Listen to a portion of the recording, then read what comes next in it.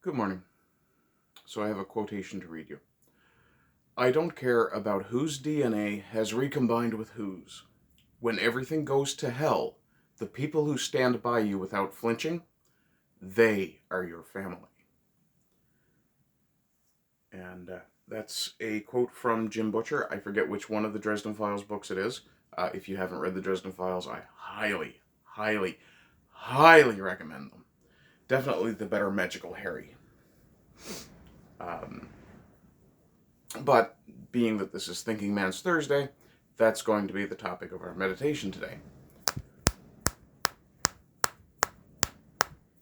And now that I have your attention, let's talk about family and what it means to be family.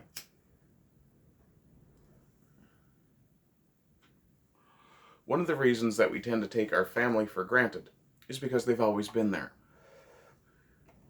Especially if we're not the parents in that family.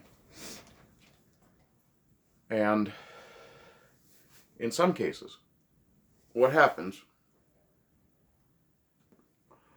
is that people become desensitized to the idea that family deserves our respect, our loyalty, and our gratitude. And while some members of your actual blood family will be absolute asshats. Oh, just a second. I need to alter my camera angle just a touch. That's better. So, while some of our family members will be absolute asshats who have no consideration for other members of the family, generally or possibly no respect for other members of the family, or treat each other as if we are a sort of furniture or appliance to be used at need. Those of us who choose a family member, things like, in my case, my friends, I tend to think of as extended family, which is very, very important when it comes to creating a cohesive community.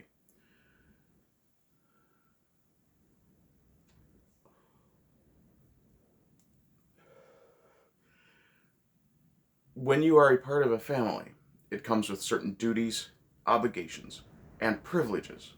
Among those privileges should be the ability to call on family at need for help if you're in a bad situation, dire straits, whatever you want to call it. And while, sorry, I've got a bit of dust in my eye. While oftentimes family tends to, at least in the case of my family, which, to be fair, is admittedly dysfunctional sometimes,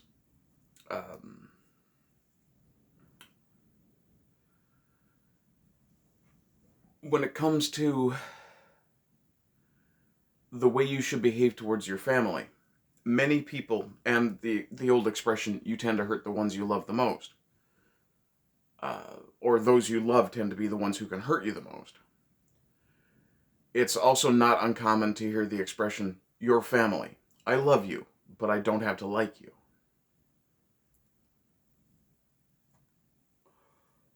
And there's a great breadth and depth of wisdom related to family out there to be found. One of the great things about having the internet is that you can find quotes about anything. And generally these quotations, as the one I read at the beginning of the video, generally these quotations provide a certain degree of wisdom, a distillation of the zeitgeist or the lore of various topics. In the case of family, when I typed in quotations about family, I was inundated. There was a writer, Edna, I can't remember her last name, I do apologize. Actually, I don't have to apologize, I could just go research it. Just a moment. My apologies, I had the name of the author wrong. It was Irma, not Edna, and it was Irma Bombeck. The book I'm thinking of is Family, The Ties That Bind and Gag. She's a bit of a comic writer. But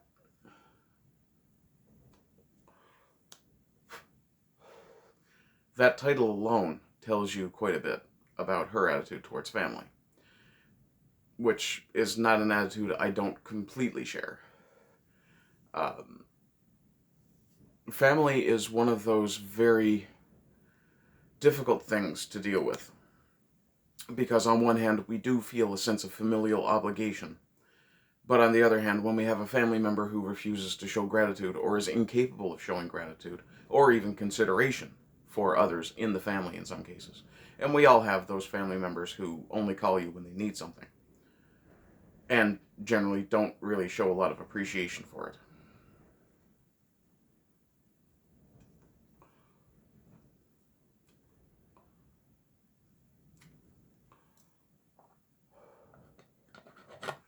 And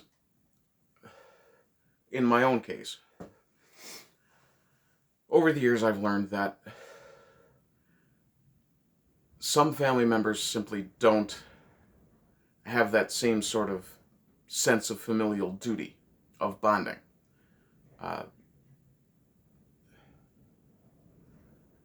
And one of the hardest things for someone who lives in this age, where we can go and make friends in a heartbeat online, is that difficulty of having a family member who will call on the family obligation but not live up to it themselves. And in some cases, there are extenuating circumstances where perhaps their life is very difficult, or they are some form of mental handicap, or have some form of mental handicap, or perhaps they are emotionally stunted and simply don't know how to show gratitude, or have never learned, and in some cases never taken the time to realize that gratitude is very important, especially when you're dealing with family. And when it comes to dealing with a family member like that, it can be very tempting to simply say, you know what, fuck you, buddy. I've had enough of your shit. I don't want to deal with you anymore. But the thing is, when times get hard, and times will get hard, the people you choose to surround yourself with always have the out of, well, you're not family. And that's unfortunate but understandable in some cases. The people that we choose to bring into our lives, that we choose to make our family, it's a two-way street. Yes, there is a degree of obligation that you choose to take on towards these people, towards your friends, who become like family. But there's also the obligation that family always has. Blood is thicker than water. That is true. But when you feel that lack of appreciation, or that lack of gratitude, it is very difficult to avoid submitting, or permitting yourself to feel that anger, or that resentment. And the thing with resentment is that it grows, it festers. And if you're a non-confrontational person, I'm not. I happen to have very non-confrontational family members. Those who would prefer to avoid any form of tension, rather than tackle the tension and resolve it. When you have that sort of problem, for lack of a better term, it's early in the morning and these words are somewhat escaping me. But when you have that sort of problem, you're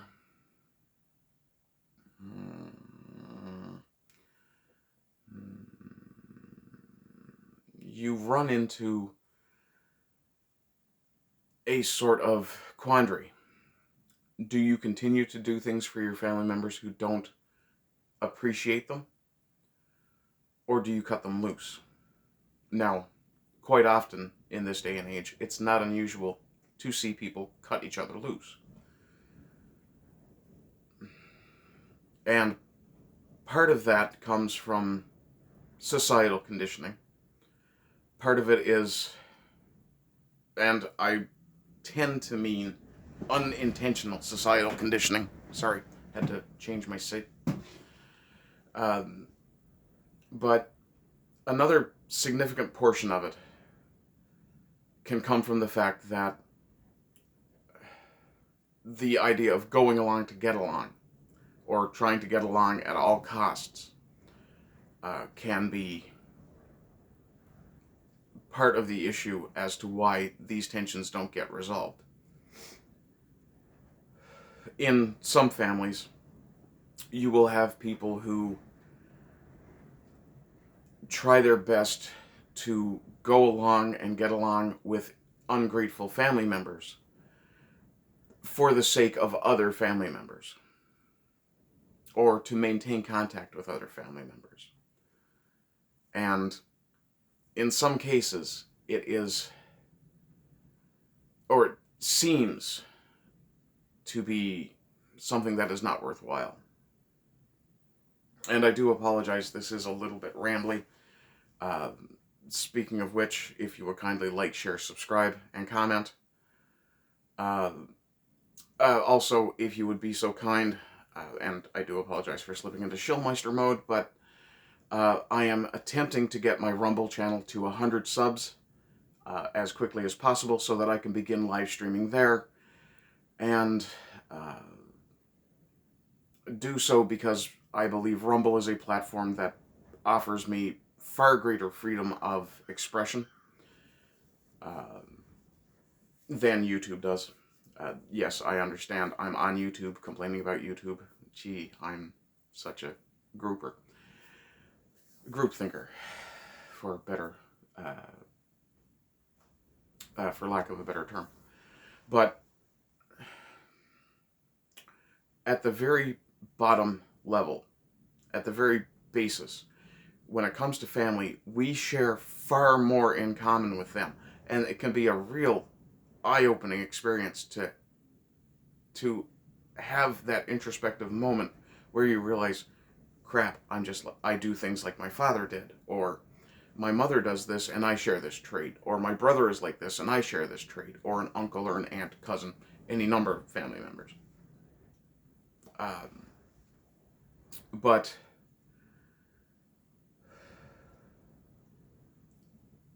when it comes to the final analysis, we share far more with our family than we do with anyone else. Family is the very basic building block of a people. It is where the term "our people" starts. For Newfoundlanders, occasionally you will hear, it tends to be a bit of an older person thing at this point, but when someone is inquiring about your family members, rather than say, "What's your family name?" we might say, "Who are your people?" And at a very basic level, your people are your family. Your family is the first concentric circle of your people. Now, in my case, I tend to put my family and my friends about the same level. Again, you have that occasional lack of investment from family members, or sorry, from friends, because they are not family members. I have done things, unappreciated things, for my family that I would never allow my friends to exploit me for, because they're family. And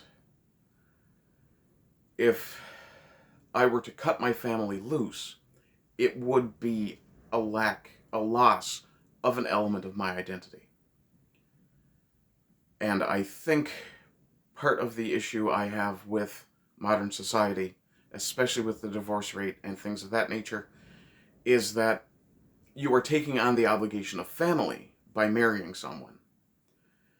Yet, a lot of people seem to think that they still have an out, that that commitment doesn't need to be honored if things get too hard. And granted, if things get really, really bad, then I would absolutely counsel that you get out of the situation. Family or not. In my case, because I have something of a dysfunctional family, I tend to avoid quite a lot of my family members. Now, that said, were I called to action to help my family members, I would absolutely be there. And it doesn't matter if it's one family member in particular who has treated me like absolute garbage over the years. You're still family. I'm still coming. And I think it's that lack of familial loyalty, the obligation to family, is one of the things that's injuring our society in the West. It has become far too easy to walk away from family. And in times of especially financial crisis, family should be the first group that we can lean on. And not just that we are willing to lean on them, but they are willing to be leaned on. And it is very unfortunate that so many people do not show appreciation to their family members when they are asked to help. Or don't show proper appreciation to the family members they ask for help. Now, I'm not saying that, if family helps you, you automatically help them in some fashion commensurate immediately. That's not always the way it is. But if you have a family member who does you a favor, then you owe them a favor. That's fair. If you have a family member who goes out of their way and essentially does something that's detrimental to them to help you, then you absolutely should show as much gratitude as you possibly can, as immediately as you can.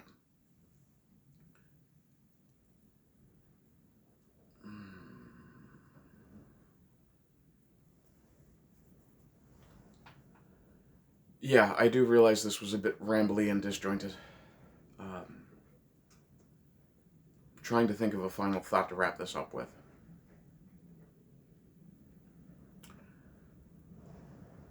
If nothing else, bear this in mind. When the chips are down and everyone else has abandoned you, you still have family. At least one hopes. And if you can, build as good a relationship with your family members as you can now when you are not in trouble. So that when you have problems and you need someone, you can call on that family obligation and say, hey, I need your help. And you have an expectation that the response will be, absolutely, I'm on my way. One tends to hope that works that way anyway. In any case, folks, that's it for me today. I hope you're doing well. I hope you continue to do well. And rise again until lambs become lions. Bye-bye.